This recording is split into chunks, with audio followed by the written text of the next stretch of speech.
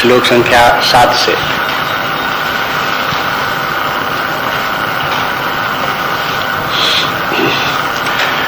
नाना पुराण निगमागम सम्मतम यत्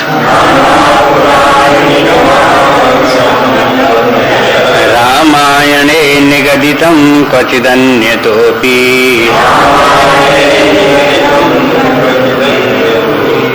स्वान्ता सुखाय तुलसी रघुनाथ गाथा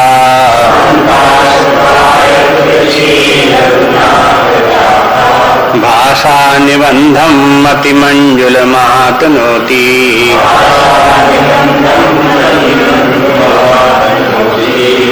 जो सुमिरत सिद्ध होई गणनायक करिवर बदन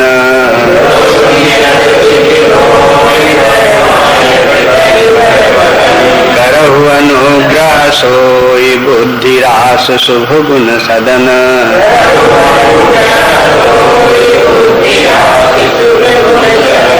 मुँह को हो ही बाचाल पंगु चढ़ई गिरिवर गहन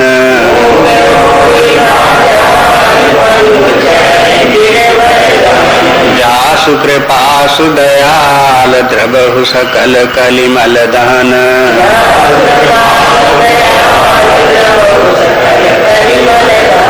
नील सरोरुह श्याम तरुण अरुण वारिज नयन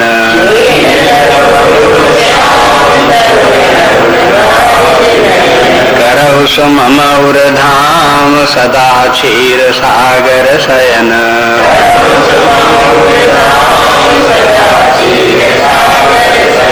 कुंद इंदु समदेव मारमण करुणायन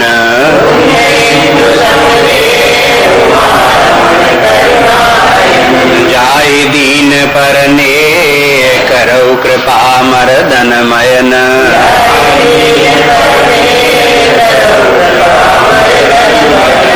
बंदौ गुरुपद कंज कृपा सिंधु नर रूप हरि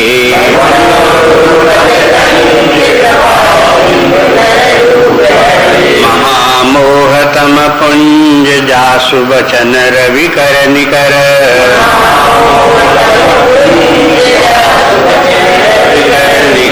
सियावर रामचंद्र की जय पवन सुत हनुमान की जय संतन की जय।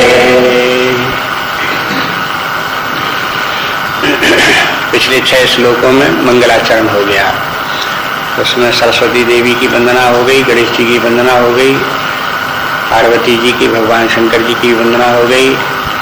उसके बाद फिर ये जो भगवान की कथा कहने और सुनने वाले वाल्मीकि मुनि की, उनकी वंदना हो गई, हनुमान जी की वंदना हो गई और उसके बाद फिर सीता जी और भगवान राम की भी वंदना हो गई। उनकी वंदना करते हुए ये भी दिखा दिया कि परब्रह्म परमात्मा भगवान राम क्या हैं, सीता जी उनकी शक्ति क्या है और ये जो अन्य अन्य देवता हैं, शंकर जी हैं, पार्वती जी हैं, उनका तात्पर्य क्या है। ये सब अपने अंदर भावात्मक शक्तियां हैं। अपने अंदर श्रद्धा है, विश्वास है, परमात्मा का ज्ञान है, ये सब अपने अंदर है। उनको भावों को व्यक्त करने वाली वाणी है, सद्गुण है, ये सब दैवी शक्तियां हैं, सब देवता हैं, ये सब देवता हैं, देवी हैं। ये सब शक्तियां जो हो अपने अंदर व्यस्त रूप में जैसे विद्यमान है, ऐसी समस्त रूप में भी है। इनकी वंदना करने के माने है इनका आवाहन करना है। इनको वंदना करते हैं, इनका स्मरण आता है और ये सब हमारे हृदय में आकर के प्रकाश उत्पन्न करते हैं, इसलिए उनकी वंदना करते हैं। वंदना करते ही तद्भाव भावित हो जाना चाहिए, वही भाव अपने अंदर जागृत हो, ये तात्पर्य है वंदना का। उस प्रकार का भाव हृदय में जागृत होने पर हृदय शुद्ध होता है, शांति प्राप्त होती है, सुखानुभूति होती है। ये क्रम है। इस प्रकार से स्वभावतः इस प्रकार की घटना अपने अंदर घटती है, उसको अपने आप अपने अंदर देखें, अनुभव करें और उस उदात्त भाव में, उच्च गुणों में स्थित रह करके, उच्च ज्ञान में स्थित रह करके जो दिव्य आनंद की अनुभूति होती है, उस आनंद का भी अनुभव करने का अभ्यास करें। अब यहाँ से 7वें श्लोक से इसमें ग्रंथ का प्रयोजन बताते हैं, ये रामचरितमानस की रचना, क्योंकि इसका प्रयोजन यहाँ स्पष्ट रूप से बताते हैं। और ये भी कहते हैं कि ये रचना जो है रामचरितमानस की रचना जो है तुलसीदास जी कहते हैं ये कोई हमारे मन की कल्पना नहीं है, बैठे ठाले हमने इस प्रकार से कह दी हो। ये बहुत प्राचीन काल से अपने शास्त्रों के अनुसार जो कथा चली आ रही है उसी कथा का हम वर्णन करते हैं। इसलिए पहले कहते हैं नाना पुराण, नाना पुराण माने बहुत से पुराण है वे सब, और निगम माने वेद, आगम माने तंत्र शास्त्र, सम्मतम इन सब में जो कुछ भी इन शास्त्रों में जो कुछ है उसके सम्मत माने उसी के अनुसार माने उसके विपरीत कहीं कोई बात नहीं कही गई। रामचरितमानस में उन्हीं का वर्णन हमने किया है। यद रामायणे निगदितम, और रामायण में भी जो कुछ कहा गया है, रामायण माने वाल्मीकि रामायण को रामायण कहते हैं, तुलसीदास के रामायण को रामचरितमानस कहते हैं। तो जहाँ तुलसीदास जी ने अपनी रामायण का नाम लिया है वहां तो रामचरितमानस बोला है, वाल्मीकि रामायण जहाँ आया है नाम तहाँ उसके लिए रामायण बोला है। आगे चल करके फिर वाल्मीकि जी की वंदना जहाँ होगी वहां पर रामायण शब्द ही प्रयोग किया है। तो इसलिए कहते हैं यद रामायण निगदितम, और रामायण में जो कुछ भी निगदितम जो कुछ भी वर्णन किया गया है कहा गया है वो सब, और कुछ दन्य तो भी, और उसके अतिरिक्त जो अन्यत्र भी जहाँ कहीं जो कुछ भी है वो भी इसमें सम्मिलित किया गया है। माने इस प्रकार से सर्वत्र सार संग्रह किया गया। इतना विशाल साहित्य है, उन सबका साहित्य को समझने की और उसका सार निकालने की कोशिश की गई है, और वो सब रामचरितमानस में दिया गया है। कुछ दन्यतोपी के संबंध में भी कई प्रकार के विचार हैं, माने और भी बहुत से शास्त्र साहित्य है जिससे भी जो उपयोगी मिला है वो सब ले लिया गया है, वो कुछ दन्यतोपी भी है। कुछ लोगों का मत ये है कि कुछ दन्यतोपी माने कुछ और भी, उसका तात्पर्य गोस्वामी तुलसीदास जी का भी अपना अनुभव है। माने वक्ता में केवल इतने ही नहीं कि जो ग्रंथों में लिखा हुआ उसी को टेप रिकॉर्ड की तरह बोल दे, वक्ता का काम इतना ही नहीं है। वक्ता ने जो कुछ उसको सीखा समझा है, उसके जीवन में जो कुछ उतरा है, तो अपना अनुभव भी उसमें सम्मिलित होना चाहिए। ये बात सर्वमान्य है। तो इसलिए यहाँ पर भी ये कि कुछ दन्यतोपी के माने है गोस्वामी जी अपने भावों की बात कहते हैं कि हमारा जो अनुभव है, तो हमारी बुद्धि जहाँ तक गई है वो भी हम उसका भी वर्णन इसमें सम्मिलित कर दिया है। तो ये सब तो संग्रह है। किस प्रकार से रामचरितमानस एक प्रकार से समस्त शास्त्रों का सार संग्रह है। नाना पुराण, पुराण के अंतर्गत आ जाते हैं 18 पुराण। 18 पुराण पहले कहना चाहिए वेद। वेद सबसे आदि ग्रंथ जो है हमारे जो है वेद हैं।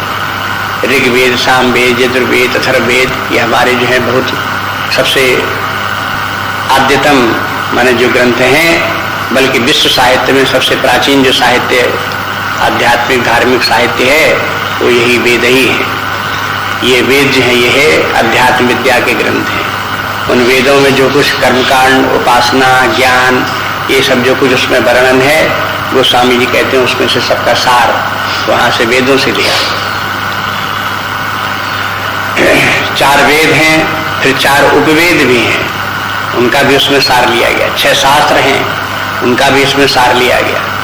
फिर 18 पुराण हैं। 18 पुराणों में से भागवत पुराण बहुत प्रसिद्ध है ही है, सब लोग जानते हैं। श्रीमद् भागवत, भागवत महापुराण है। उसके अलावा फिर और देवी भागवत पुराण है, शिव पुराण है, कूर्म पुराण है, पद्म पुराण है, मत्स्य पुराण है, 12 पुराण है, ये गरुड़ पुराण है। इस प्रकार से 18 पुराण सब मिला करके हैं। इन सब 18 पुराणों में जगह जगह उसी परमात्मा की महिमा गाई गई है। अनेक प्रकार के पुराणों में भी अनेक प्रकार के अवतारों का वर्णन है, मनमंत्रों का वर्णन है, राजाओं की कथाओं का भी वर्णन है। जिन लोगों ने इनमें जो अध्यात्म साधना करते रहे, धर्म के मार्ग पर चलते रहे, उनकी कथा है। बीच बीच में कोई लोग अधर्मी राजा भी आ गए हैं, उनका किस प्रकार से विनाश हुआ है, उनकी भी कथाएं उन पुराणों में है। तो पुराणों में वो जो अध्यात्म सिद्धांत हैं, उन सबको मानो कथाओं के द्वारा उनमें दर्शन करके कि किस प्रकार से कैसे जीवन जिया, तो उसका क्या परिणाम हुआ, ये सब उन कथाओं में दिखा दिया गया। तो पुराण जो है उसमें सब में, और फिर इसके अतिरिक्त पुराणों में सभी पुराणों में लगभग भगवान की कथाएं भी हैं। भगवान श्री राम जी की कथा, इनके अवतार और लीला की कथाएं जगह जगह बहुत सब जगह है। जैसे भागवत में भी, यदि भागवत ग्रंथ भगवान कृष्ण और उनकी लीलाओं को प्रधानता से उसी में है, लेकिन तो भी 10वें स्कंद में भगवान की कथाएं जो है, भगवान श्री राम जी की भी अवतार का वर्णन है, उनकी भी कथाएं उनमें कही गई, संक्षेप में सही लेकिन है उसमें भी। ऐसी पद्म पुराण में भी कथाएं, भगवान की कथा जो है पद्म पुराण में काफी विस्तार से भगवान की कथाएं हैं। ऐसे अन्य पुराणों में भी ये सब कथाएं आई हैं। तो उन सब जो कथाओं का सबका संग्रह करके तब गोस्वामी जी ने यहाँ लिखा है। अगर एक रामायण केवल वाल्मीकि रामायण लें, उसी से देखें, तो इसमें अंतर मिल जाएगा। वाल्मीकि रामायण में कुछ कहा गया, तुलसीदास ने कुछ कहा गया, तो इसका कारण क्या है? तो कहते हैं दूसरे पुराणों में जो वर्णन है वहां से हमने ले लिया। इसलिए कोई कथा कहीं की जहाँ तुलसीदास जी को जो कथा जहाँ की पसंद आई, प्रिय लगी, और जिस प्रकार से कही गई है उस प्रकार से वहां से उन्होंने ले ली है, और फिर तुलसीदास जी ने अपने भावों के साथ में उसको रखा है। प्रस्तुत करने का ढंग जो है तुलसीदास जी का अपना है। अगर ये कहा जाए कुछ दन्न तो भी, तो ऐसा नहीं कि जहाँ कहीं की सब स्थानों के स्थान जहाँ कहीं से कुछ लिया वो सबका अनुवाद मात्र कर दिया हो, ऐसा नहीं है। उन्होंने उसको अपने ढंग से उसको प्रस्तुत किया है। गोस्वामी जी जो है वो मर्यादा के रक्षक हैं। अनुशासन गोस्वामी तुलसीदास जी को बड़ा प्रिय है। इसलिए जहाँ कहीं भी जो कथाएं उन्होंने वर्णन की हैं, उन कथाओं में अनुशासन और मर्यादा का बहुत ध्यान रखा है।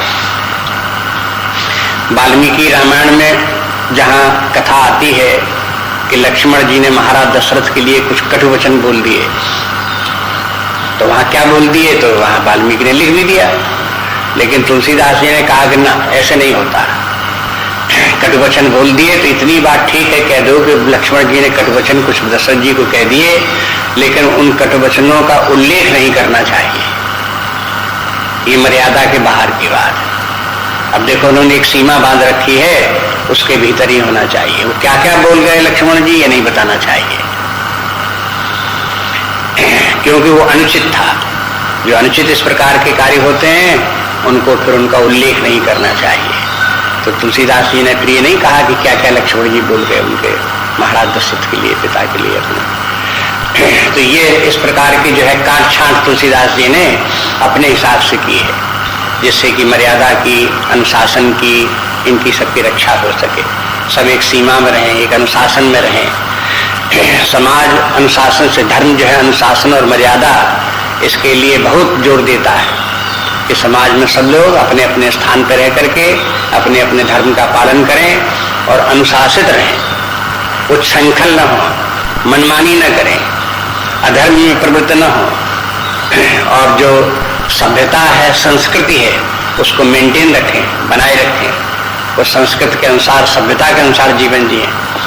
अब ये नहीं कि असभ्यता जीवन, अब सभ्यता बढ़ते बढ़ते संसार में इतनी बढ़ गई और संस्कृत का इतना विकास हो गया, लेकिन फिर भी कोई व्यक्ति उस संस्कृत और सभ्यता को स्वीकार न करे, गाली गलौज इत्यादि की बातें करे या और दूसरे प्रकार के सभ्यता का आचरण करे, तो फिर वो व्यक्ति क्या है, पशु है, निंदनीय है। शास्त्र इस व्यक्ति, ऐसे व्यक्ति की निंदा करते हैं और कहते हैं कि ऐसे लोगों को सीधी लाइन पर आना चाहिए।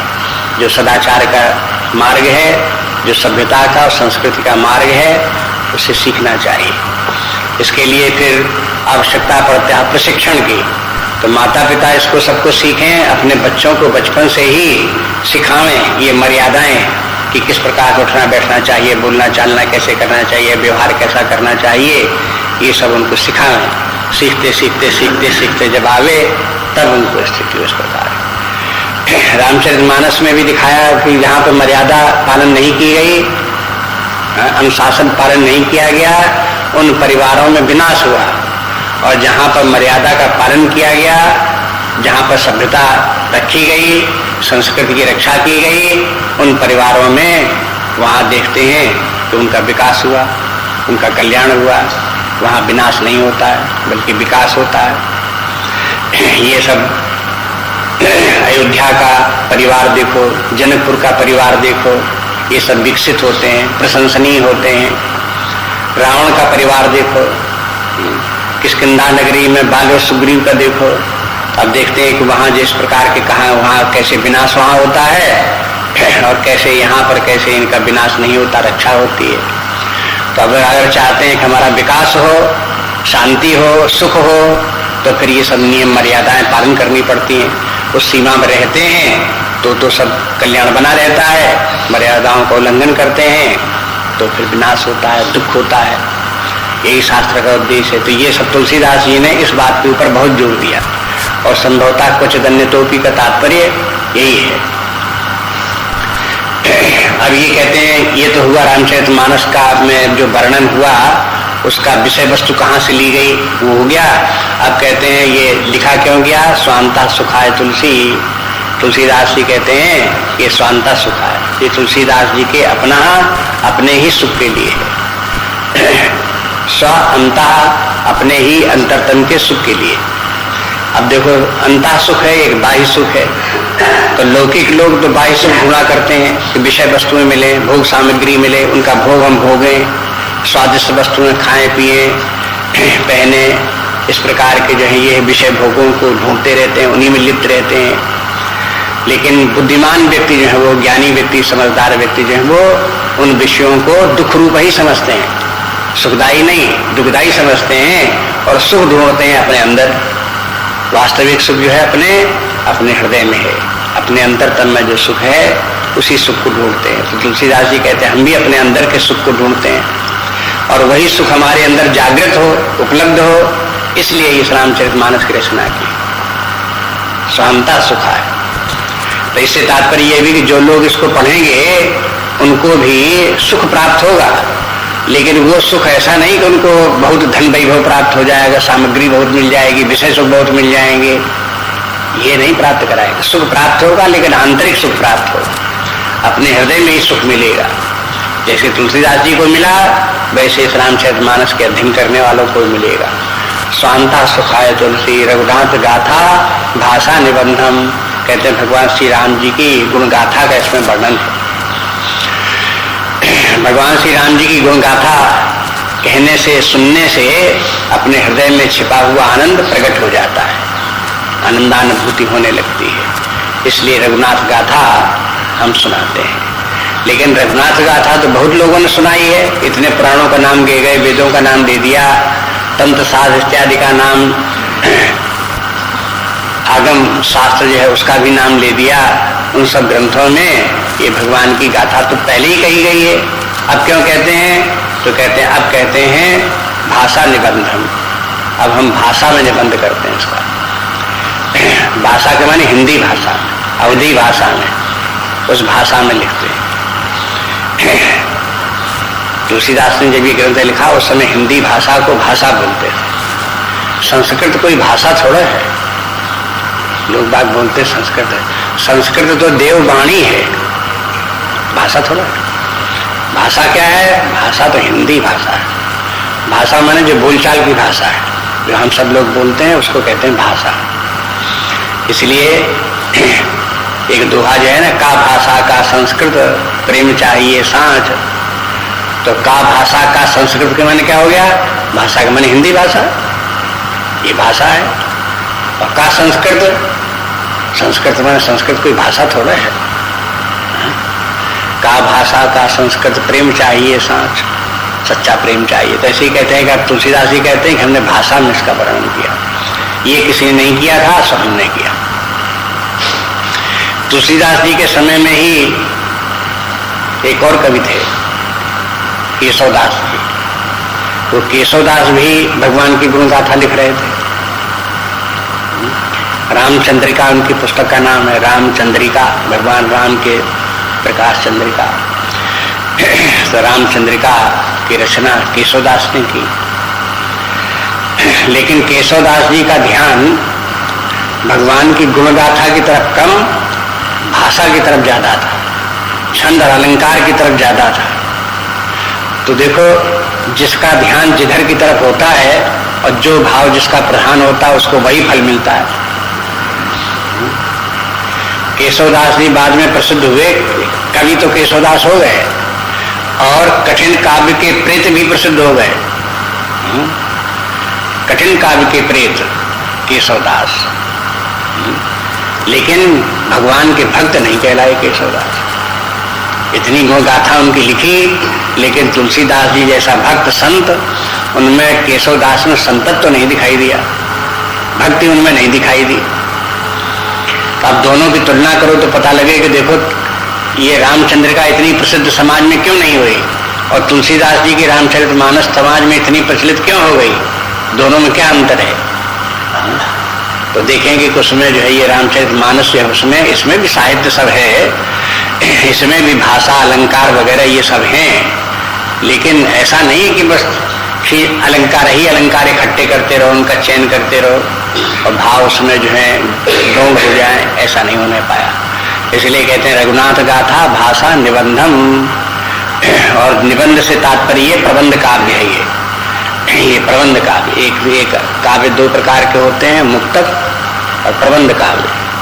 और प्रबंध काव्य भी खंड काव्य और महाकाव्य दो प्रकार के होते हैं। मुक्तक के माने जहाँ पर के अलग अलग गीत लिख दिए वो मुक्तक कहलाते हैं, जैसे विनय पत्रिका मुक्तक है। लेकिन ये जहाँ पर कि ये प्रबंध काव्य हैं, ये प्रबंध काव्य में कथा चलती है, उसका क्रम एक चलता है, एक छंद अपने आप में स्वतंत्र नहीं है, उस छंद में आकर के आगे चल करके कथा निरंतर आगे बढ़ती जाती है, तब वो प्रबंध काव्य कहलाता है। और प्रबंध काव्य जो है वो भी दो प्रकार का हो गया, खंड काव्य और महाकाव्य। खंड काव्य के माने एक खंड का वर्णन, एक ही खंड, जैसे एक स्थल का, भगवान की इतनी गुण गाथा है उसमें कहीं की किसी एक स्थल का वर्णन कर दिया जाए। जैसे रामलला नेछु तुलसीदास ने लिखा, पार्वती विवाह मंगल ये भी तुलसीदास ने लिखा। तो ये जो ग्रंथ हैं ये क्या है, उनमें समग्र पूरी कथा सबके सब नहीं आती है, एक स्थान की एक घटना कह दी, पार्वती मंगल पार्वती विवाह का वर्णन कर दिया, तो बस विवाह का वर्णन। तो प्रबंध काव्य वो भी है, लेकिन वो खंड काव्य है। लेकिन रामचरितमानस जो है महाकाव्य है, इसमें जो महाकाव्य के जितने गुण होते हैं वो सब इसमें विद्यमान है। भगवान श्री राम जी के अवतार की कथा से लेकर के राम राज्य तक की अंतिम कथा जितनी, सब पूरी कथा इसमें सुनाई गई है, इसलिए ये महाकाव्य है। महाकाव्य फिर अनेक सर्गों में विभक्त होता है, और फिर उनमें उस कथा का विभाजन किस प्रकार से होता है, उसमें छंदों की योजना किस प्रकार से बनाई जाती है, वो जो नियम है वो सब नियम इस महाकाव्य में विद्यमान है। इसलिए जब ये देखते हैं कि अपनी भारतीय साहित्य में कौन कौन से महाकाव्य हैं, तो उन महाकाव्यों में शाम को पूर्ण रूप से समग्र लक्षणों से युक्त महाकाव्य अगर कोई मिलता है तो रामचरितमानस मिलता है। रामचंद्र का महाकाव्य के अंतर्गत नहीं रखा जाता, केशवदास का, उसमें वो सब लक्षण महाकाव्य के लक्षण नहीं है। ऐसे और भी कहीं देखें प्राचीन ग्रंथों में, कहीं किसी तो महाकाव्य में पद्मावत जैसे महाकाव्य करके आता है, लेकिन पद्मावत में भी महाकाव्य में सब लक्षण महाकाव्य के नहीं आ पाए। तो ये उनको देखते हैं कि ये इस प्रकार से रामचरितमानस काव्य की दृष्टि से भी उत्कृष्ट ग्रंथ है। निबंधम अतिमंजुलम आतनोति, अतिमंजुल कहते हैं तुलसीदास से, कहते हैं बड़ी मंजुल माने बहुत ही सुंदर सरस इसमें काव्य की रचना हुई। काव्य में एक गुण होता है प्रसाद गुण। प्रसाद गुण के माने जो पढ़ते जाओ और समझ में आता जाए और रस का संचार होता जाए, तो वो काव्य अच्छा है, प्रसाद गुण युक्त है। लेकिन जिस काव्य को पढ़ने में एक लाइन पढ़ो तो उसमें शब्द ही न समझ ना आवे, उसमें जो अलंकार उपमाएं दी गई हो वो समझ में ना आवे, डिक्शनरी देखनी पड़े, उसका मीनिंग देखनी पड़े, तब उसका पता चले, तो उसके माने उसमें प्रसाद गुण नहीं है। और फिर जब इसमें प्रसाद गुण नहीं होता तो रस का संचार होने में बाधा पड़ती है। अगर कोई लेकर के कोई शब्द समझ में ना आवे, डिक्शनरी देखने लगे, जितनी देर डिक्शनरी देखेगा उतनी देर में जो उसका भाव उत्पन्न हुआ था खंडित हो जाए। इसलिए ऐसा हो कि वो हो रस का संचार भी इसमें हो सके, इसलिए कहते हैं अति मंजुल, ये बहुत ही मंजुल ग्रंथ है ये। मंजुलम आतनोति तनोत के माने है ये है जिसका के विस्तार हो, तनोत के माने विस्तार करना। तो ये सब विस्तार किया गया है इसका सबका, ये रचना की गई है, विस्तृत रचना की गई है। तो इस प्रकार का रामचरितमानस ये है। इसमें तुलसीदास जी ने अपना नाम दे दिया ये कहने के लिए, तुलसीदास जी ने ये ग्रंथ की रचना की है तो मुख्य रूप से अपने ही मन को समझाने के लिए और अपने हृदय में ही आनंद की अनुभूति करने के लिए लिखा है। अब ये कोई दूसरे पाठक लोग इसको पढ़ लें और पढ़ करके वही आनंद प्राप्त कर लें तो ये उनका अपना सौभाग्य है, प्रारब्ध है। लेकिन तुलसीदास जी ये नहीं कहते कि हम तुम्हारे लिए लिख रहे हैं या अन्य किसी के पाठकों के लिए लिख रहे हैं, ऐसे नहीं कहते। हम तो अपने लिए लिख रहे हैं, अपने मन को सुना रहे हैं। ये तुलसीदास जी की विधान इस प्रकार है। तो सबसे बड़ी बात तुलसीदास जी के मत में ये है कि दुनिया को सिखाने के बजाय अपने मन को सिखाओ, दुनिया को पढ़ाने के बजाय अपने मन को पढ़ाओ, दुनिया को उपदेश देने के बजाय अपने मन को उपदेश दो। कोई कहे हमने अपने मन को तो उपदेश दे लिया तब दूसरे को उपदेश देते हैं, तो तुलसीदास जी कहते हैं कि नहीं, अभी मन को बहुत सिखाना है। ये मन बहुत उपद्रव करता है, इसको फिर समझाते रहो, इसको नियंत्रित करते रहो, कभी कभी इसको दंड भी देते रहो, कभी कभी इसे फुसलाते भी रहो, कभी कभी इसे समझाते भी रहो। हाँ, नाना प्रकार की जितनी युक्तियां हैं अपने इन सब युक्तियों को अपने मन के साथ लगाए रहो। अगर मन मान गया और सीधे रास्ते पर आ गया तो समझो कि जीवन का कल्याण हो गया, फिर शांति है, सुख है, आनंद है। इसलिए अपने मन को समझाने का विधान है सबका सभी। अब आगे के 5 दोहों में 5 इस दोहे के सोरठे हैं ये 5। इन 5 सोरठों में 5 देवताओं की वंदना करते हैं। अब यहाँ तक तो संस्कृत का हो गया ये, अब इसके बाद में हिंदी शुरू होती है। अब तुलसीदास ने कहते भाषा निबंधन, तो अब भाषा सुनो। यहाँ तक तो संस्कृत हो गई, अब आगे से भाषा में अब वो वंदना शुरू होती है। यद्यपि गणेश जी इत्यादि के देवताओं की वंदना, शंकर जी की वंदना संस्कृत में हो गई, लेकिन हिंदी में फिर वंदना करते हैं। लेकिन जो हिंदी में वंदना करते हैं वो संस्कृत की वंदना से कुछ भिन्नता भी रखती है और नवीनता भी रखती है, केवल अनुवाद मात्र नहीं है।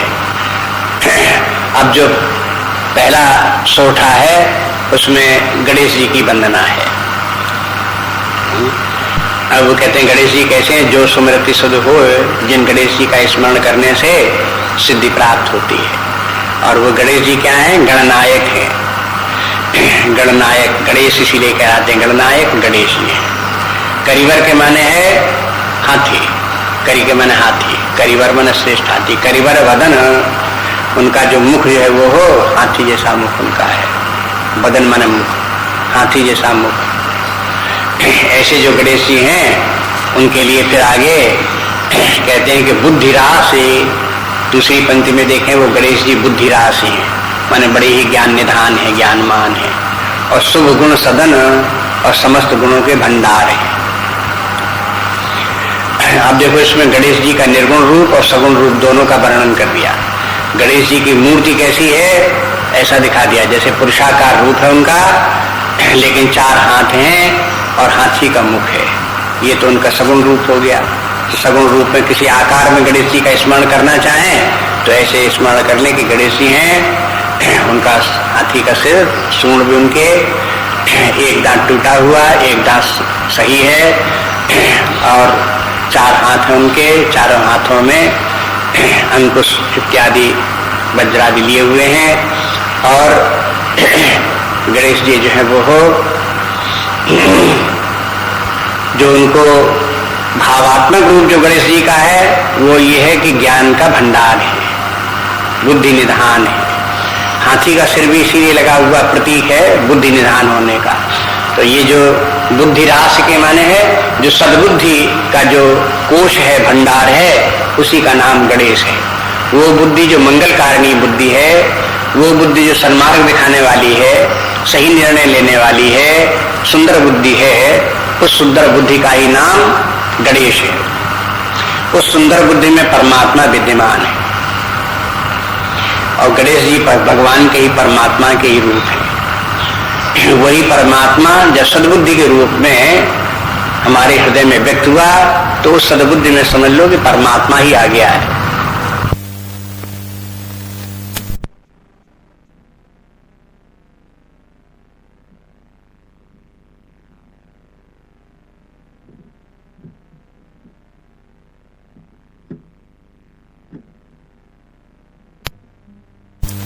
और शुभगुण सदन ये भी है, जितने भी सद्गुण हैं वो सद्गुण समझो कि गणेश जी के ही रूप हैं। जिसमें सद्गुण आ गए उसके हृदय में गणेश जी मानो आ गए। और गुण यही गण है। गण के माने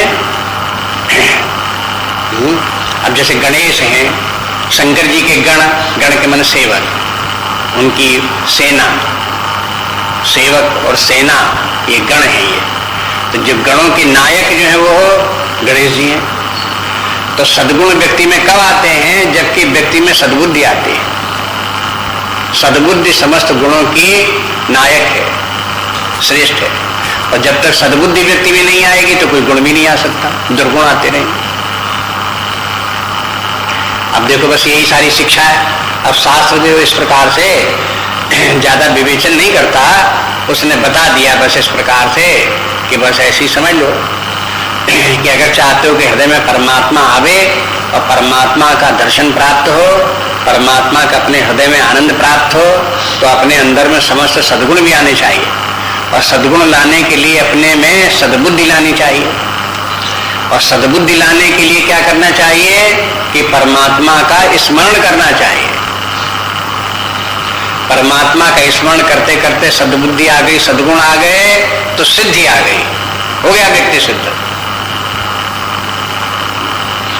बस अध्यात्म विद्या इतनी सरल सी सीधी सी बात, उसमें कोई कठिनाइयों की बात नहीं है। और कोई बहुत बहुत उसके पीछे ऐसा छिपा हुआ कोई मर्म हो, कोई किसी को पता न चलता हो, सो भी बात नहीं, सब उजागर बात है, सीधी सीधी सी। इसलिए शास्त्र ये कहते हैं कि सद्बुद्धिमान बनो, परमात्मा का स्मरण करो, सद्बुद्धि लाओ और अपने अंदर सद्गुण अर्जित करो। जब सद्बुद्धि सद्गुण आ जाएंगे तो मर्यादा इत्यादि उसी में आ जाएगी, संयम उसी में आ जाएगा, सन्मार्ग उसी में आ जाएगा, धर्म का आचरण उसी में आ जाएगा, सदाचार सब उसी में सम्मिलित आ जाएगा। ये सब सद्गुणों के अंतर्गत ही सब आ गया। और जिस व्यक्ति में ये सब आ गया वो व्यक्ति बस महान बन गया, आनंद में बन गया, पूजनीय हो गया, स्वयं अपने आप में आनंदित बन गया। ये सब व्यक्ति की अपनी महिमा, अपने अंदर गुण है। तो करो अनुग्रह सोई, उन गणेश जी की शंकर जी तुलसीदास जी कहते हैं कि करो अनुग्रह सोई, वो हमारे ऊपर अनुग्रह करें। अनुग्रह करने के माने क्या हुआ कि हमारे अंदर भी सद्गुण आ जाए, हमारे अंदर भी सद्बुद्धि आ जाए, हम भी जो है वो हो इन गुणों से युक्त बन जाए, हमारे हृदय में शांति, आनंद, सुखानुभूति होने लगे, सब प्रकार से मंगल प्राप्त हो, कल्याण हो, ये चाहने लगते हैं। इस प्रकार की इसी का तात्पर्य है कि करो अनुग्रह सोई, वो हमारे ऊपर अनुग्रह करें, मैंने कृपा करें। ये तो इस सोरठे के अनुसार इस प्रकार का अर्थ हो गया। बाकी जो है कुछ ये गणनायक कैसे बन गए, गणेश जी का जन्म कैसे हुआ, ये सब पुराणों में कथाएं आती हैं। उसमें शिव पुराण में, पद्म पुराण में और पुराणों में कथाएं आती हैं कि गणेश जी का जन्म हुआ। पुराणों में इस प्रकार से आता है कि गणेश जी का जन्म पार्वती जी के संकल्प से हुआ। गणेश जी के बड़े भाई 6 मुख वाले शनानन, स्वामी कार्तिकेय उनके बड़े भाई, वो तो बड़े भाई तो पहले ही पैदा हो गए। और ये शंकर जी भी, और शंकर जी के कैलाश पर्वत पर अनेक गण भी थे। वे शंकर जी के गण शंकर जी की रक्षा करें, शंकर जी की सेवा कार्य करें, ऐसे बहुत से गण भी थे उनके वहां। लेकिन ये सब गण जितने थे शंकर जी की सेवा में रहते थे, उनकी ड्यूटी में। और ये पार्वती जी की जो वो परवाह नहीं करते थे, उनकी तरफ ध्यान नहीं देते थे। तो पार्वती जी की सखियां कुछ थी, ललिता इत्यादि, उनसे बात हुई तो उन्होंने कहा पार्वती से कि ये सब गण जो है आपकी तरफ ध्यान नहीं देते, कोई आपकी भी रक्षा के लिए, आपकी आज्ञा का पालन करने के लिए आपका सेवक भी तो कोई होना चाहिए। तो उसको बात को पार्वती जी ने स्वीकार कर लिया, मान लिया, और फिर उन्होंने अपने संकल्प से गणेश जी की उत्पत्ति की। एक पुरुषाकार रूप बना दिया। अब गणेश जी की जब उत्पत्ति हुई तो जैसे मनुष्य होता है, मनुष्य का आकार, शरीर, हाथ पैर सिर जैसा होता है वैसे ही था। उस समय हाथी का शरीर का नहीं था जब पैदा हुए ये पैदा कब हुए? भादों के महीने में कृष्ण पक्ष की चौथ को गणेश चौथ उसी दिन मनाई जाती है। जिस दिन गणेश चौथ होती है उसी दिन गणेश जी का जन्म हुआ। गणेश जी का जन्म हो गया। जन्म हुआ तो गणेश जी बड़े हुए तो उन्होंने पार्वती जी से पूछा, कहा कि हम आपकी सेवा करना चाहते हैं, बताइए हमको क्या आज्ञा है। तो पार्वती जी ने कहा कि तुम जो है हम द्वारपाल का काम करो, द्वार पर रहो और जो हम काम बतावें उस काम को करो। तो द्वार की रक्षा पर वो रहने लगे। एक बार शंकर जी जो है, जहाँ पार्वती जी जिस कमरे में भवन में रहती थी, शंकर जी आए। तो पार्वती जी ने कह रखा था गणेश जी की कोई आने न पावे यहाँ अंदर, और शंकर जी आ गए। शंकर जी आ गए तो शंकर जी को रोक दिया उन्होंने गणेश जी ने, लेकिन नहीं अंदर नहीं जा सकते, मना ही है। अब बस वहीं से झंझट शुरू हो गया। शंकर जी ने रोक दिया। शंकर जी ने कहा नहीं हमको कोई नहीं रोक सकता, हम तो अंदर जाते ही हैं। उन्होंने कहा ना, जब तक हम यहाँ पर हमको आदेश नहीं मिलेगा अंदर जाने के लिए तब तक हम जाने नहीं देंगे। तो शंकर जी के गणों के साथ में थे। शंकर जी के गणों से कह दिया शंकर जी ने कि देखो इसको हटाओ, ये क्यों बीच में बाधा डाल रहा है। तो गणों ने जाकर समझाया गणेश जी को कि तुम क्यों मान जाओ, शंकर जी को कोई रोक नहीं सकता, वो तो जाएंगे अंदर, तुम बेकार में झगड़ा कर रहे हो। गणेश जी ने कहा नहीं हम नहीं जाने देंगे, हम अपनी ड्यूटी पर आएंगे, चाहे जीवे चाहे मरे, लेकिन हम तुमको जाने नहीं देंगे। तो गणों ने फिर युद्ध करना शुरू किया। शंकर जी ने संकेत किया तो शंकर जी के गण और गणेश जी, इन दोनों का लड़ाई शुरू हो गई। और लड़ाई शुरू हो गई, खूब लड़ाई हुई एकदम। और जितने शंकर जी के गण थे उन सबको घायल कर दिया, सबको बेहोश कर दिया और सब धराशायी हो गए। गणेश जी से इतने गण कोई भी शंकर जी से गणेश जी से कोई नहीं जीत पाया। तब ये शंकर जी को ये लगा कि ये क्या बात हो गई इस प्रकार से, ये तो हमारे गण सब हार गए। तो शंकर जी ने इनका गणेश जी का सिर काट दिया, सिर अलग हो गया। तब तक जो ये मालूम हुआ, पार्वती जी को भी मालूम हुआ कि इस प्रकार की घटना हो गई। तो पार्वती जी ने गणेश जी की तरह से न जाने कितने और गण पैदा कर दिए और उन सब गणों को भेजा, कहा कि युद्ध हो जा रहा, जाको गणेश जी की तरफ से तुम जाकर के युद्ध करो, जाकर उनको बचाओ। तो तमाम आकर के इस प्रकार से पार्वती जी के गण और शंकर जी के गण, इन दोनों के बीच में बहुत लड़ाई हुई। आखिरकार फिर ब्रह्मा जी आए, उन्होंने दोनों तरफ को समझाया, अरे कहा ये घर की लड़ाई, आपस में क्यों लड़ते हो, इस प्रकार से उनको सबको समझाया।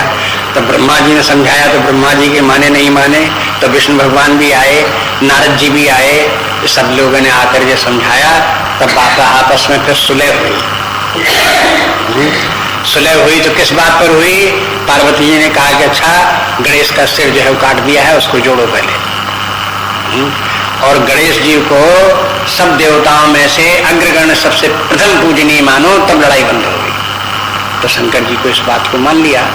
उसके बाद में शंकर जी ने कहा कि अच्छा भाई, इनके सिर के ऊपर अब ये सिर कट गया सो कट गया, अब दूसरा सिर लाओ, ताजा सिर लाओ कोई, इनके सिर के ऊपर लगाओ तो फिर इनका जुड़ जाएगा। तो कहा उत्तर दिशा में जाओ, वहां जहां कहीं जो कोई भी मिले उसका सिर काट करके लाओ और इनके ऊपर लगाओ सिर। तो जब गए उधर की तरफ तो एक हाथी मिल गया, तो लोग बाग उस हाथी का सिर काट लाए और वो काट करके गणेश जी के इनके सिर के ऊपर, कंधे के ऊपर रख लगा दिया गया। हाँ, तो वो सिर जुड़ गया।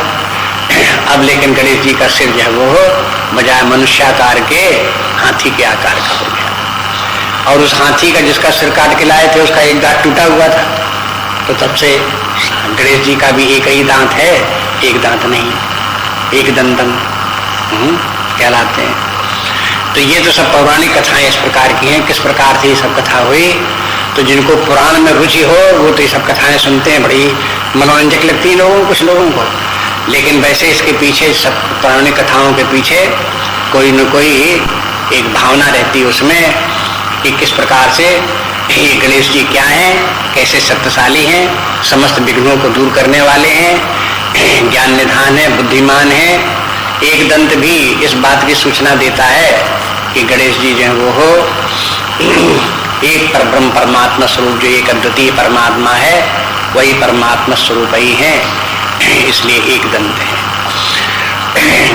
हाथी का सिर है, हाथी सब प्राणियों और प्राणियों पशुओं में ज्यादा बुद्धिमान समझा जाता है, इसलिए बुद्धिमत्ता के भी सूचक बुद्धि निधान है, इसलिए उनका मस्तक भी सिर जो है वो हाथी का सिर हो गया। तो पौराणिक कथाएं तो बच्चों की मनोरंजक कहानियों जैसी हैं, उन बात को छोड़ें तो यदि समझ आवे तो अपने हृदय में देखना चाहिए जो सद्बुद्धि है, परमात्मा के कारण से सद्बुद्धि उत्पन्न होती है, वही गणेश है। और जितनी अन्यान्य वृत्तियां हैं, जितने सद्गुण हैं, सदाचार हैं, उदारता, क्षमा, करुणा, प्रेम इत्यादि जितने भी ये वृत्तियां हैं, इन सब वृत्तियों की जो प्रधान वृत्ति जो है वो सद्बुद्धि है, विवेक बुद्धि है। बस उसी ये सबके सब जिसके के अंदर आ गए, बस वो समझो उसको सब प्रकार से कल्याण है, शिव है, आनंद ही है। दूसरे सोरठे में जो है वो हो आता है ये है, अब ये पता नहीं चलता कि किस देवता का इसमें जो है ये है पूजन किया गया है, वंदना की गई है। मूक हो ही बाचाल पंगु चढ़े गिरिवर गहन, कहते हैं कि जिनकी कृपा से गूंगे भी बाचाल हो जाएं, मैंने खूब बोलने लगे, और पंगु चढ़े गिरिवर गहन, जो पैरों से पंगे हैं उनमें भी इतनी ताकत आ जाए कि बड़े बड़े ऊंचे पहाड़ों के ऊपर चढ़ जाए। और जासु कृपा सुदयाल, और जिनकी कृपा से ऐसा हो सकता है तो द्रवौ सकल कलिमल दहन, और समस्त कलमल को दहन करने वाले जो हैं वो हमारे ऊपर कृपा करें। इसमें मुख्य रूप से दो अर्थ लगाए जाते हैं। कुछ लोगों का विचार है कि यह सूर्य नारायण का सूर्य भगवान की वंदना है, और कुछ लोगों का विचार है ये कि संस्कृत का तो बहुत प्रसिद्ध श्लोक है ही है, उसी का ये अनुवाद है, इसलिए इसके माने ये विष्णु भगवान की ही वंदना है। जैसे मूक होय बाचाल, ऐसे करके संस्कृत का श्लोक है। मूकम करोति बाचालम पंगुम लंघयते गिरम यत् कृपातम अहम वंदे परमानंद माधवम। तो परमानंद माधव तो भगवान विष्णु ही है, नारायण है, तो उन्हीं की वंदना। अगर उसी श्लोक का अनुवाद माने तो उसमें तो विष्णु भगवान की वंदना है, वही मानी जाएगी। लेकिन पंचदेवों की भी तुलसीदास जी वंदना करते रहे हैं। विनय पत्रिका में पहले गणेश जी की वंदना की, उसके बाद सूर्य की वंदना उन्होंने की। तो ऐसा लगता है कि अगर तुलसीदास जी की भावना को देखें तो गणेश जी की वंदना के बाद वो सूर्य की वंदना करते हैं, तो इस दोहे में, इस सोरठे में भी सूर्य की वंदना होनी चाहिए। और पंचदेवों में सूर्य का भी एक स्थान है, उनको भी होना चाहिए। आगे चल करके और देवताओं की जैसे वंदना करते हैं तो सूर्य की वंदना भी तो कहीं ना कहीं होनी चाहिए। अब सूर्य का यहाँ नाम नहीं लिया है, लेकिन उसी प्रकार से जो है ये सूर्य देवता जो है वो भी कलिमल दहन है, वो भी इसी प्रकार से मूक हो ही बाचाल, सूर्य का उपासना करने वाले, उनको भी वाणी प्राप्त होती है, बल प्राप्त होता है, स्वास्थ्य के देने वाले हैं, ज्ञान के देने वाले सूर्य देवता हैं। तो सूर्य देवता की वंदना हो सकती है, सूर्य देवता भी भगवान के रूप हैं, इसलिए कोई भगवान से भिन्न नहीं, तो उनको भी मान सकते हैं इस प्रकार से।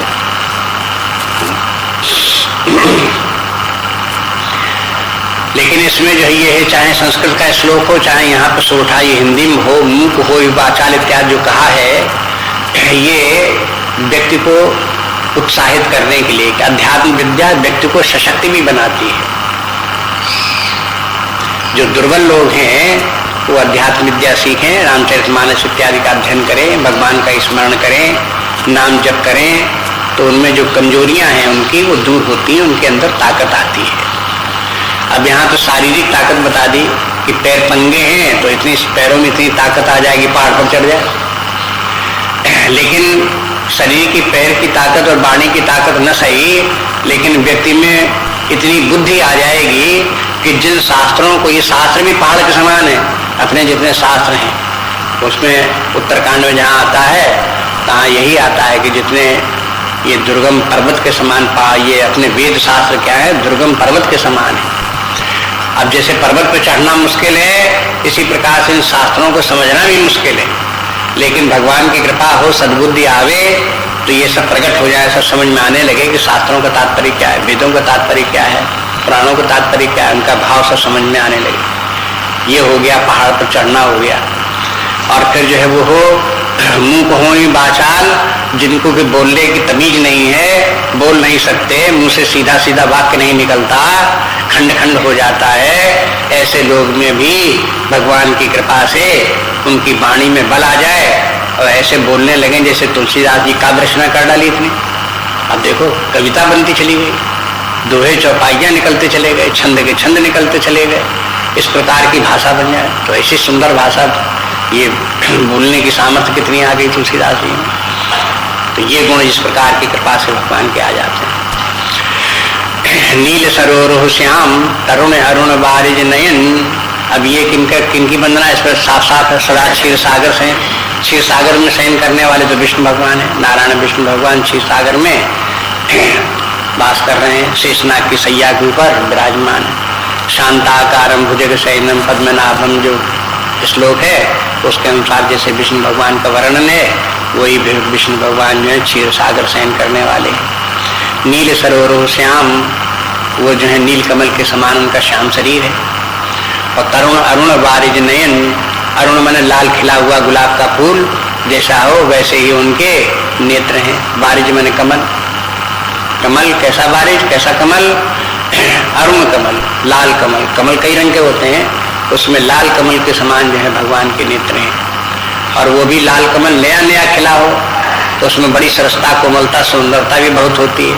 ऐसे ही भगवान के नेत्र कमल के समान बड़े सुंदर नेत्र हैं नारायण के, और वे उनका समस्त शरीर श्याम वर्ण का है। तो वे क्षीर सागर में शयन करने वाले विष्णु भगवान जो हैं, करो समम और धाम, वे हमारे हृदय में धाम करें।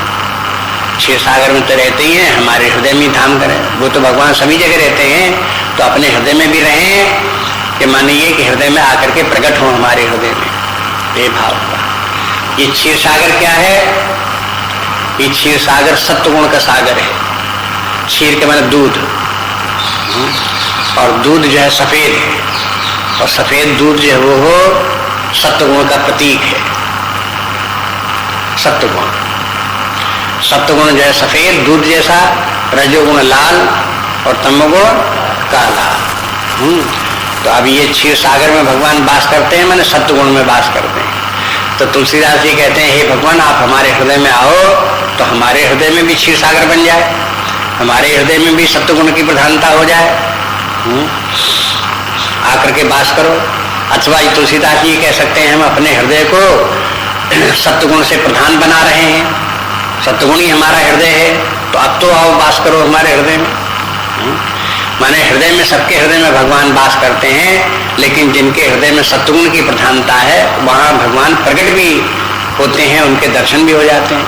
रजोगुणी भाव रहेगा, तमोगुणी भाव रहेगा चित्त का, तो परमात्मा हृदय में दिखाई नहीं देगा, लुप्त रहेगा। होते हुए भी, हृदय में होते हुए भी उसके दर्शन नहीं होंगे। तो अब ये क्षीर सागर इत्यादि कह करके इस प्रकार से बता दिया कि अपने हृदय में परमात्मा को चाहते हो, परमात्मा को चाहने के बाद परमात्मा का आनंद, परमात्मा आनंद स्वरूप है, वो हमारे हृदय में आनंद प्रकट हो, निरुपाधिक आनंद, अनादि अनंत आनंद परमात्मा का हृदय में प्रकट हो। उसके लिए आवश्यकता है कि हृदय में सत्वगुण की अधिकता हो। और फिर कुंद इंदु समदेह, कहते हैं शंकर जी की वंदना है। कुंद इंदु समदेह उमा रमण करुणा अयन। कुंद इंदु के माने, कुंद के माने तो है एक फूल, कुंद का फूल, सफेद फूल होता है कुंद का। इंदु, इंदु माने चंद्रमा, चंद्रमा भी सफेद, जैसे चंद्रमा हो, जैसे कुंद का फूल हो, इस प्रकार का जिनके गौर वर्ण भगवान शंकर जी का शरीर है, उनके समान देह है, उन शंकर जी की वंदना करते। भगवान नारायण तो श्याम वर्ण, लेकिन शंकर जी गौर वर्ण, इस प्रकार से। और उनके गौर वर्ण में दो दो उदाहरण दे दिए। कुंद का भी उदाहरण दे दिया, पुष्प के समान कोमल होने के कारण और गौर वर्ण होने के कारण कुंद के पुष्प के समान, और लेकिन कुंद का पुष्प में प्रकाश नहीं होता। भगवान शंकर जी का दिव्य शरीर है, प्रकाशमान है, इसलिए चंद्रमा का उदाहरण भी दे दिया। चंद्रमा का गौर वर्ण और चंद्रमा का प्रकाश, ये दोनों वहां से ले लिए। को कमल में से, कुंद के फूल में से कोमलता ले ली, सुगंध ले ली और उसका गौरवर्ण ले लिया।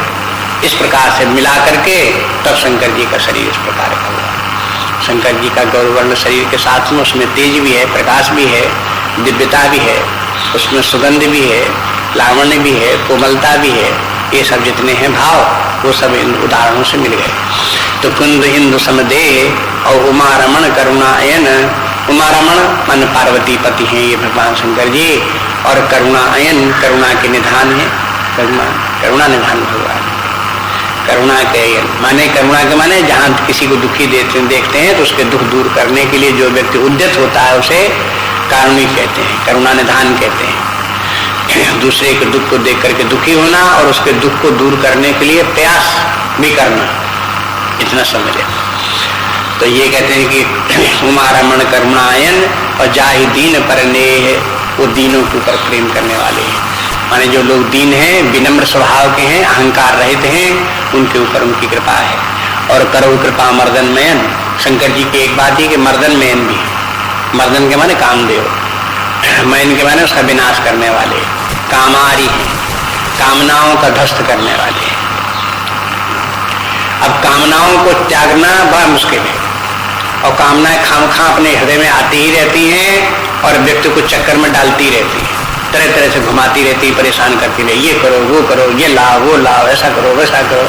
उन्हीं में सब कामनाओं के पीछे हाय हाय करता हुआ व्यक्ति भागता रहता, परेशान रहता। इन कामनाओं से छुटकारा कराओ तो कौन करावे छुटकारा? कामना कैसे जाए? कोई व्यक्ति चाहे कि हम स्वयं कामनाओं को छोड़ दें तो वो छोड़ नहीं सकता, वो तो बरबस आती आती। अपने आप अपने हृदय में उत्पन्न हुई कामनाओं को व्यक्ति अपने आप चाहे कि इन कामनाओं को त्याग दे तो नहीं त्याग सकता, बड़ी प्रबल होकर के आती है और व्यक्ति बरबस हो जाता है उन कामनाओं की। ये पराधीनता जो जीवन की है, कामनाओं की विवश होना, ये बड़ी दुखद घटना है ये जीवन की मनुष्य की। तो इन कामनाओं से छुटकारा कौन करावे? तो छुटकारा कराने वाला परमात्मा है।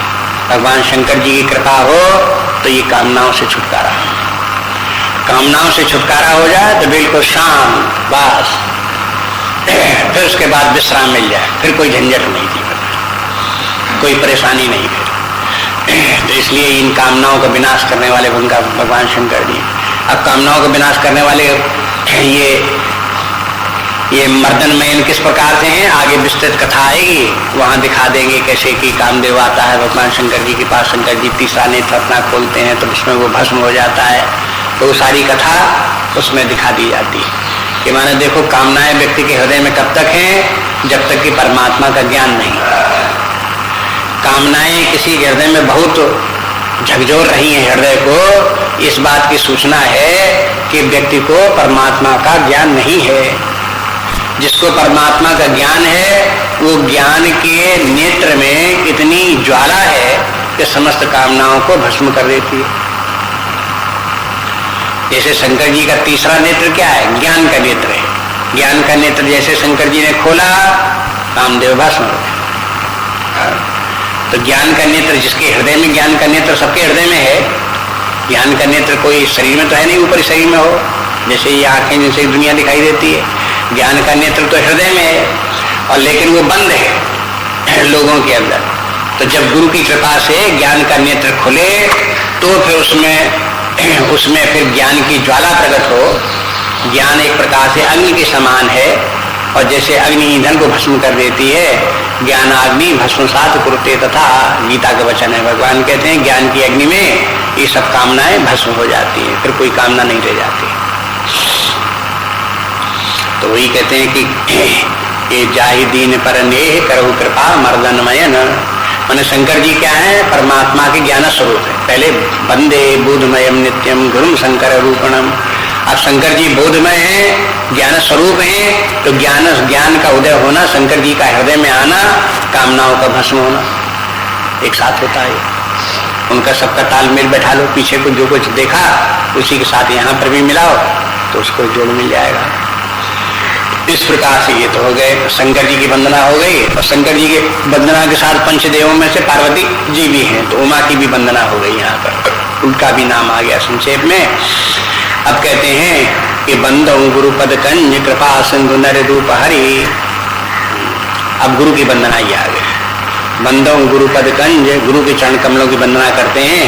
कृपा सिंधु, ये भी कृपा के सिंधु हैं, कृपा सागर गुरु हैं, उनकी भी वंदना है। ये क्या है? नर रूप हरि। जो हरि हैं वही नर रूप है। हरि कौन है? पिछले श्लोक में बोले आए थे, 6वें श्लोक में, जहाँ पे ये कहा बंदे हम तम अशेष कारण परम रामाख्य मीसम हरिम। वे हरि नारायण जो भगवान राम हैं, वो भगवान राम ही जब वो गुरु के रूप में आ गए तो बस कहते हैं कि गुरु क्या है? भगवान नारायण ही है, परब्रह्म परमात्मा ही है, लेकिन वो मनुष्य रूप धारण किए हुए हैं, बस इतनी बात।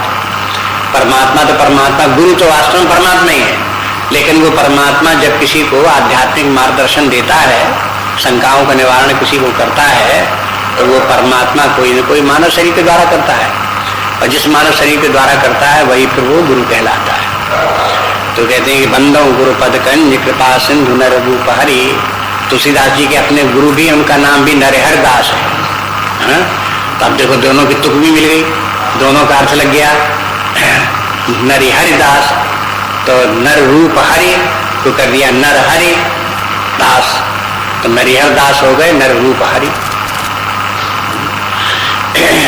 तो वो उधर गुरु थे नरिहर दास, इधर हो गए। क्यों नरिहर दास हैं? क्योंकि भगवान के ही रूप हैं, गुरु उनको देखते हैं। तो यही परंपरा रही है प्राचीन काल से भी। शंकराचार्य जी ने भी बार बार अपने ग्रंथों की जब रचना की है तो गोविंद पाद स्वामी जी उनके जो गुरु रहे हैं उनकी वंदना की है। तो चाहे विवेक चूड़ामणि हो, चाहे और कोई ग्रंथ हो, उनमें सब में प्रारंभ में किसी न किसी प्रकार से अपने गुरु का स्मरण उन्होंने किया है, गोविंद पाद स्वामी का। तो चाहे गोविंद बोला हो, चाहे गोविंद का पर्यायवाची कोई शब्द बोला हो, और गुरु के लिए उसी प्रकार बोला है। गुरु की वंदना भी की है और भगवान की भी है।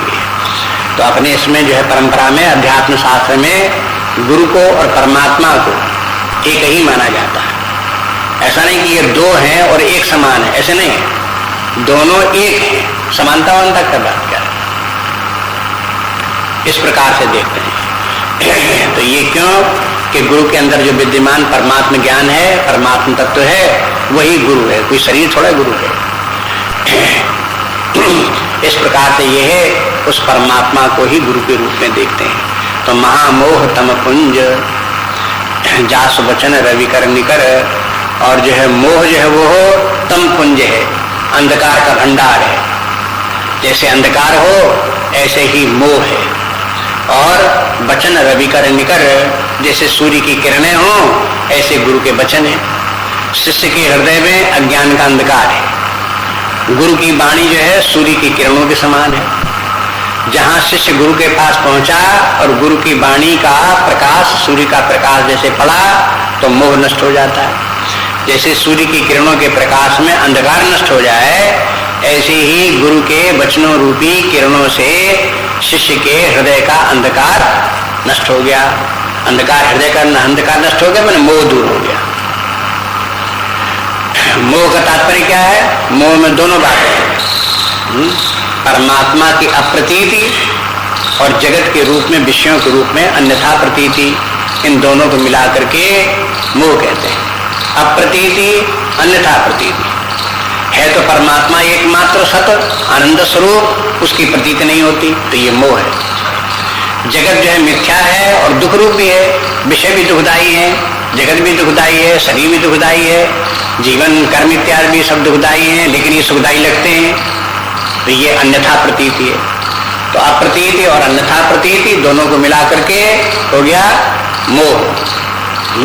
ये मोह ही अज्ञान की, ये अज्ञान है और यही अंधकार के समान है। तो बस इस मोह को दूर करने के लिए फिर कहते हैं जैसे गुरु की कृपा चाहिए, गुरु के वचन होंगे तो ये अंधकार दूर हो जाता है। गुरु क्या कार्य करता है कि जो परमात्मा अप्रगट है, अज्ञात परमात्मा है, उस परमात्मा का ज्ञान करा देता है। तो जो अप्रतीति परमात्मा की थी वो अप्रतीति मिट जाती है, प्रतीति हो जाती है, परमात्मा का ज्ञान होने लगा, परमात्मा का अनुभव होने लगा। और जहां जो अन्यथा प्रतीत हो रही थी उस अन्यथा प्रतीत को भी मिटा देता है, तो वहां पर ठीक ठीक दिखाई देने लगता है कि परमात्मा एकमात्र सत्य है, इस जगत मिथ्या भ्रांति मात्र है, इस जगत जंजाल में व्यर्थ में पड़े हुए हैं। पारिवारिक जंजाल है, संसार का जंजाल है, विषयों का जंजाल है, इनका धन संपत्ति का जंजाल है, इसमें जिसमें कि ग्रसित रहते हैं, फंसे रहते हैं, बस ये सब का सब जो है ये अन्यथा प्रतीत और मोह जाल कहलाता है। तो जहां ऐसे छूटे तो कैसे छूटे? कोई अपने आप मोह जाल थोड़ी छूट जाता है। मोह जाल छूटने के लिए जैसे अंधकार कोई अपने आप थोड़ी मिट जाता है, सूर्य के प्रकाश के सामने पड़ता है तो अंधकार मिट जाता है। ऐसी गुरु की कृपा से ये मोह दूर होता है, अपने आप दूर नहीं होता। इसलिए कहते हैं कि गुरु की कृपा हो तो ये सब दूर हो जाए। और गुरु करुणा निधान है, कृपा निधान है। गुरु जब जो ज्ञान निधान गुरु है वो जब देखता है किसी हृदय में अंधकार अज्ञान तो उसके ऊपर दया आती है कि देखो बेचारा अज्ञान में पड़े होने के कारण से कितना दुखी हो रहा है, स्वयं मोहजाल में पड़ा हुआ है और हाय हाय कर रहा है, नाना प्रकार से परेशान हो रहा है। तो उसकी इन परेशानियों को दूर करके गुरु के हृदय में करुणा उत्पन्न होती है, कृपा भाव उत्पन्न होता है। तब वो कृपा भाव से उनको सन्मार्ग दिखाता है, ज्ञान दिखाता है, ये कार्य करता है। ये परंपरा इस प्रकार। अब आगे फिर जो है यहाँ इस